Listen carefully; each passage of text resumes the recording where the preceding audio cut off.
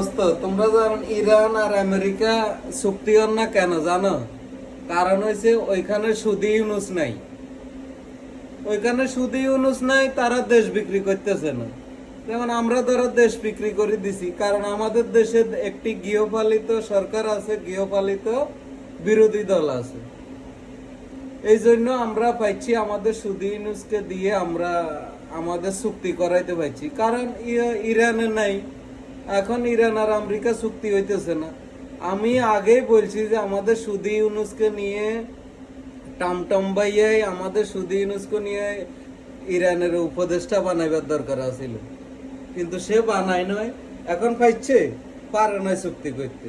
শালার মোল্লার গোষ্ঠী, তোরা তগরে শুয়োরের মাংস খাওয়াইব, বুঝতে? জীবনে এই এমনি হোক আমাদের বাংলাদেশে কিছু শুয়োরের বাচ্চা আছে, এরা শুয়োরের মাংস এই আমেরিকার তো ইম্পোর্ট করব, চলে বলে কলে কৌশলে কিনি, তোগুলো দাওয়াত দি, তোগো পাতে এ শুয়োরের মাংস উড়াই দিব।